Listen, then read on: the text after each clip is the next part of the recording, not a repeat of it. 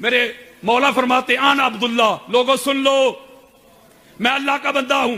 اے ابو بکر تو بھی سن لے، اے عمر تو بھی سن لے، اے عثمان تو بھی سن لے، اے سعد تو بھی سن لے، اے بلال تو بھی سن لے، اے عمار تو بھی سن لے۔ آپ بتاؤں میں علی کون ہوں؟ جی مولا انا عبداللہ، میں اللہ کا بندہ ہوں، واخو رسول ہی، اللہ کے رسول کا بھائی ہوں۔ جملہ اگلا سننے والا ہے وَأَنَا الصِّدِيقُ الْأَكْبَرُ لَا يَقُولُهَا بَعْدِي إِلَّا كَذَّابٌ۔ اے علی کی شان صدیقیت کے منکرو، کانوں کی کھڑکیاں کھول کے سنو، آنکھوں سے حسد، بغض، انات، کینہ، عداوت کے پردے ہٹا کے سنو، ایک حیدری کی للکار سنو۔ میرے مولا فرماتے ہیں پوری کائنات میں سب سے بڑا سچا صدیق اکبر میں ہوں، جو میرے بعد صدیق اکبر کا دعویٰ کرے کائنات کا جھوٹا ہو سکتا ہے۔ جی محترم قارئین کرام، آپ نے سنا یہ رافضی شیعہ اور تقیہ یعنی جھوٹ کی آڑ میں چھپے رافضی یہ کہتے ہیں کہ جی حضرت مولا علی رضی اللہ عنہ نے خود فرمایا ہے کہ میں صدیق اکبر ہوں، تو گزارش ہے یہ ان کا اپنا قول ہے، نبی صلی اللہ علیہ وآلہ وسلم کا فرمان نہیں ہے۔ حضرت علی رضی اللہ عنہ اپنے بعد کا کہہ رہے ہیں، پہلے کی بات نہیں کر رہے۔ انہیں بھی پتا تھا کہ مجھ سے پہلے صدیق اکبر ہیں، اس لیے آپ رضی اللہ عنہ کا یہ قول حضرت ابوبکر صدیق کے بعد کا تھا، نہ کہ ان کی صدیقیت کی نفی تھی۔ اس قول سے حضرت ابوبکر صدیق رضی اللہ عنہ کی صداقت پر کوئی فرق نہیں پڑے گا، کیونکہ انہیں خود نبی صلی اللہ علیہ وآلہ وسلم نے صدیق کا لقب دیا ہے۔ یہ جو رافضی شیعہ، یہ تقیہ یعنی جھوٹ کی آڑ میں چھپے رافضی بھی یہ قول حضرت علی رضی اللہ عنہ پیش کرتے ہیں۔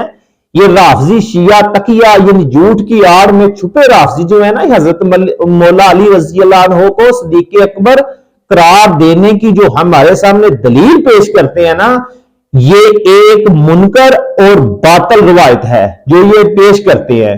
یعنی کہ وہ روایت کیا جو ہمارے سامنے یہ پیش کرتے ہیں کہ عباد بن عبداللہ قال علی انا عبداللہ وَأَهُ رسول اللہ صلی اللہ علیہ وآلہ وسلم وَأَنَا الصدیق الاکبر لا یقولها بعد الا قذاب صلیت قبل الناس بسبع سنین۔ یعنی کہ جی اس کا ترجمہ عباد بن عبداللہ سے روایت ہے جس نے کہا ہے علی علیہ السلام نے فرمایا میں اللہ کا بندہ ہوں اور میں رسول اللہ صلی اللہ علیہ وآلہ وسلم کا بھائی ہوں اور میں صدیق اکبر ہوں۔ اس کے بعد اگر کوئی یہ دعویٰ کرے تو وہ جھوٹا ہے، کیونکہ میں نے لوگوں سے 7 سال پہلے نماز پڑھی ہے۔ یہ مختلف جو ہے نا یہ کتب میں یہ روایت آئی ہے، جیسے کہ سنن ابن ماجہ میں بھی آئی ہے، البدایہ والنہایہ میں بھی آئی ہے، المستدرک میں بھی آئی ہے، تاریخ طبری میں بھی آئی ہے، الکامل ابن اسیر میں بھی آئی ہے، الحصائص نسائی میں بھی آئی ہے، تذکرۃ الحواس میں بھی آئی ہے۔ تو اس حدیث کا جو راوی ہے جو عباد بن عبداللہ الاسدی، اس کے متعلق جو محدثین نے جو جرح اور تعدیل کی ہے نا، یعنی اس روایت کی جو سند ہے، اس راوی کے بارے میں علماء جمہور کیا کہتے ہیں؟ امام احمد بن حنبل اس روایت کے متعلق وہ کہتے ہیں کہ یہ منکر ہے۔ اس کے آگے جو محدث ابن جوزی ہے نا، وہ موضوعات ابن الجوزی، وہ بھی اس کو موضوع ہی کہتے ہیں، ٹھیک ہے نا۔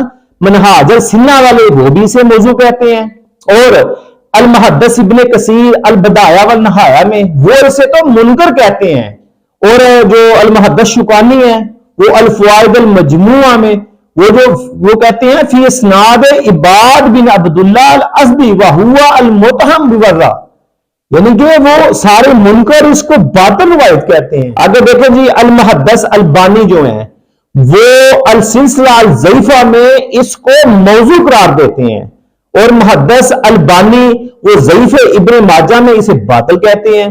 اب ہم نے جی اس روایت کی جو سند کی تحقیق تھی نا وہ ہم نے کر لی، اور اس تحقیق سے ہمارے سامنے 2 باتیں آئی ہیں۔ ایک بات یہ آئی ہے کہ یہ باطل قول ہے، اس میں عباد بن عبداللہ کذاب راوی ہے، اور دوسری جو بات ہمارے سامنے آئی ہے وہ یہ ہے کہ یہ حضرت علی رضی اللہ عنہ کا قول ہے، حدیث رسول نہیں ہے، ان کا اپنا قول بھی باطل اور منکر ہے۔